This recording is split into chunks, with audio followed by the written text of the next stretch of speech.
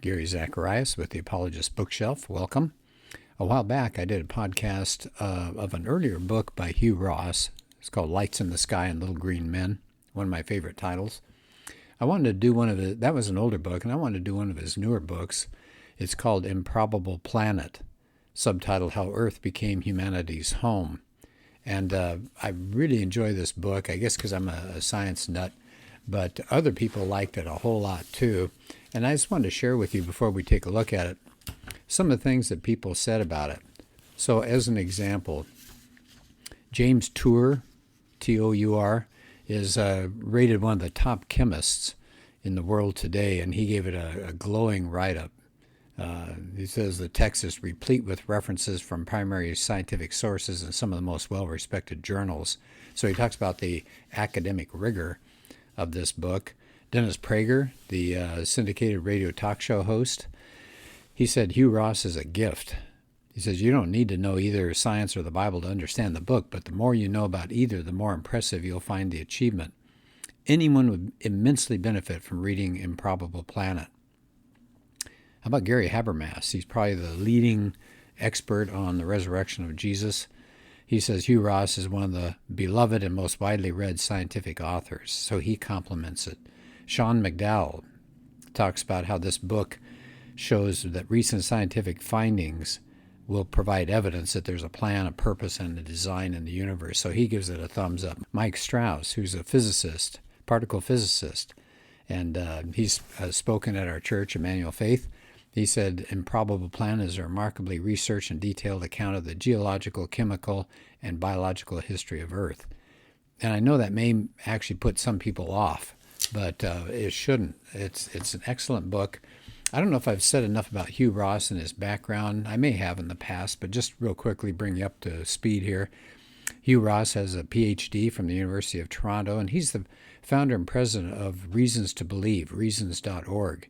That's an excellent website. You'll find a lot of information there about scientific issues that he knows just a ton of information about. Put out a lot of different books. He's spoken on over 300 campuses in the U.S. and abroad on science faith topics. So let me share with you just a portion of this book. Again, it's called Improbable Planet. Now, why did he write this? So he says at the beginning what's going on here. He said a few years ago that he wrote a book. It was called Why the Universe is the Way It Is. And he was trying to show the characteristics of the universe, everything from age to how big it is, physical laws, and how that really told us a lot about why we're here, what's our purpose, what's our destiny. He said that he wrote it as an appeal for people who rejected the Creator because, oh, come on, we could conceive of a better universe than ours. And he's saying no. He says he has evidence in that book that supports the biblical assertion that this universe is actually a launching pad for a new creation to come, something far better than we can even imagine. Okay, well, that was that previous book, Why the Universe is the Way It Is. I've got it. Maybe I can talk about it on another podcast. But he says this book, the one that I'm reviewing today here, Improbable Planet, is a sequel to the earlier book, Why the Universe is the Way It Is. He said he's hearing so much now that the Earth is not very special. It's a hostile place. We don't really need it. It's nothing in the grand scheme of things. It's just a mote. It's a speck. It's just absolutely pointless. And I have researched that as well. I've found a lot of information that Hugh Ross has talked about and others have talked about to show that science is actually swinging back to the idea that the Earth is special. And that's why he calls this book Improbable Planet. He said, what makes this interesting is why has this book been updated and coming out now? By the way, when I say now, it's about 4 years old, 5 years old. But he says the number and complexity of the astronomical, geological, chemical, and biological features recognized as essential to us being here has expanded explosively within the past decade. There's so much new information. And so even though he writes a book and then it comes out and all of a sudden it's dated, it's 2 or 3 or 4 years old, keep in mind, if you go to his website, reasons.org, he has so many new things that have just come out and he hasn't been able to put them into a book. So I would always suggest go to his website and you'll find a lot of information there. So reasons.org.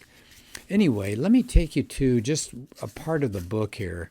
I'm going to skip a little bit of material and go to Chapter 3. It's called Essential Construction Materials. And so he says, consider our Earth. Let's back up and see the big picture. Earth. You have to have the right universe to get the Earth to appear in. So remember, the idea that he's fighting here is that the Earth is not unique. It's like any other place, just happenstance that it came about. And he says, no, not really. He says, for example, you have to have just the right mass in the whole universe. And I remember reading the book Cosmos. And Carl Sagan, who is the author, who's obviously not a Christian, he has the main character say things like, what a waste the size of the universe if we're supposed to worry about life here on Earth. It's way too big for us to be concerned that there's something special about us. Don't make a big deal about us. And Hugh Ross brings up that same thing. He says, everybody wonders, why do you need a universe this massive? It has something like 50 billion trillion stars. And that's only just 1% of its total stuff. He mentions Stephen Hawking in Brief History of Time. He wrote that popular book, and Hawking said, this vast number of stars and galaxies seems like a waste. But Hugh Ross is going to challenge that because of some recent scientific discoveries. For example, just the right mass. Okay, what he's talking about here is how much stuff there is in the universe. He said, you've got all the galaxies, but he said there's something called dark energy. He said that's expansion energy. It's just embedded into the surface of the universe. He says mass density, so we're talking about the mass, how much stuff controls the cosmic expansion rate. Remember the Big Bang idea is that everything started from a singularity, from a single point, all matter, space, time, and energy, and then it expanded, and it's been expanding ever since. And he said, you've got to have the right amount of stuff, exactly right amount of stuff. He said if the cosmic mass density were just a little smaller, in other words, a little thinner amount of material, he says the universe would expand so quickly that you wouldn't get gravity to be able to collapse galaxies, stars, or planets, which means we wouldn't be here. On the other hand, if you have a lot more stuff, gravity would be too effective. He says all the stars in the universe would be much larger than the sun. They'd burn up too quickly for any planets to have life. He said, in fact, even if the density was just a little bit greater, the gas would quickly compress into nothing but black holes and neutron stars. Oh, that's not good. Don't look for a future there for humanity with black holes and neutron stars. So you got to have just the right mass. Well, what else has to be just right in the universe? He says it's got to be the right age. He says 9 billion years. He said that's how long the universe existed before the Earth could get built. And so, by the way, he's going to be using terms that tie into with what modern science says. I know there are going to be some people called young Earth creationists who think the Earth and maybe the universe is a lot younger. That's okay.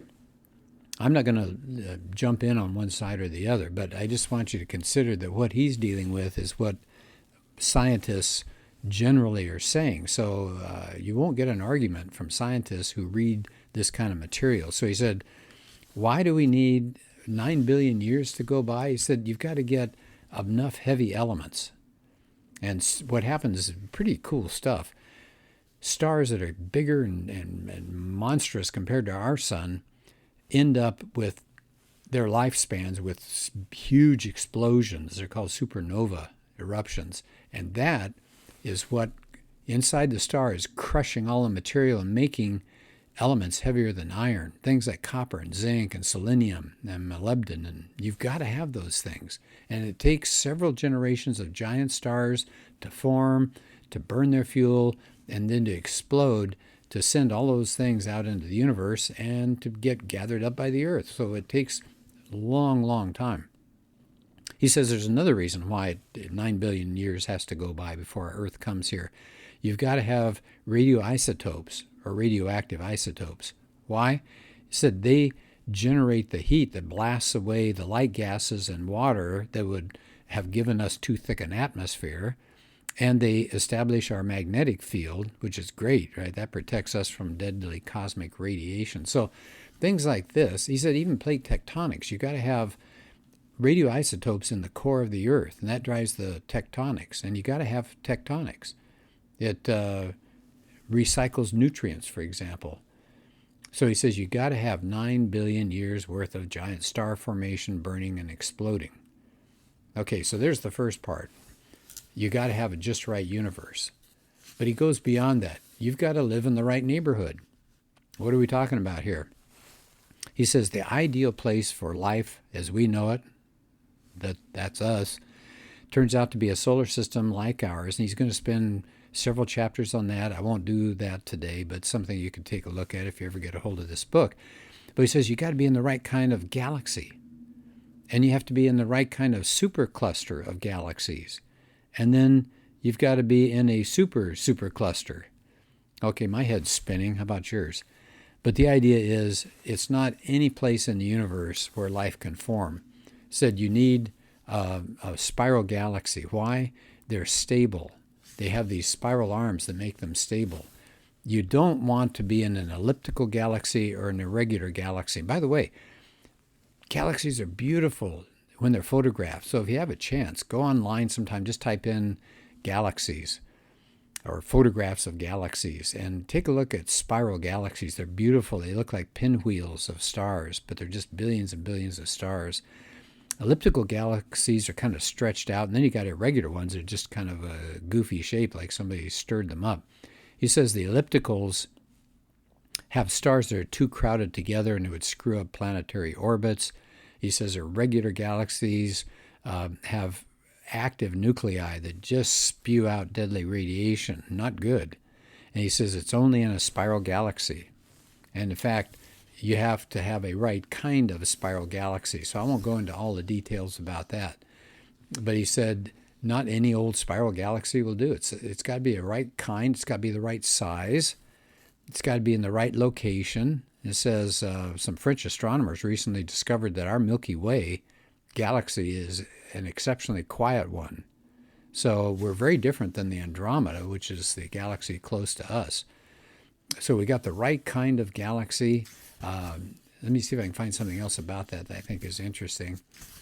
He says the Milky Way Galaxy, our galaxy, moves around and our sun moves around in relationship to the galaxy, but we don't bounce way up and come down too far within this general disk of the galaxy, so that's exactly right. The other thing that's really great is our galaxy is set up so that we can see out into the universe, and it gives us a chance to look at things. And some galaxies don't give you that possibility. He ends the chapter with this quotation. I love this quotation. So he says, there's a strong suggestion just on the universe itself and our galaxy. He said there seems to be a strong suggestion of intentionality and purpose.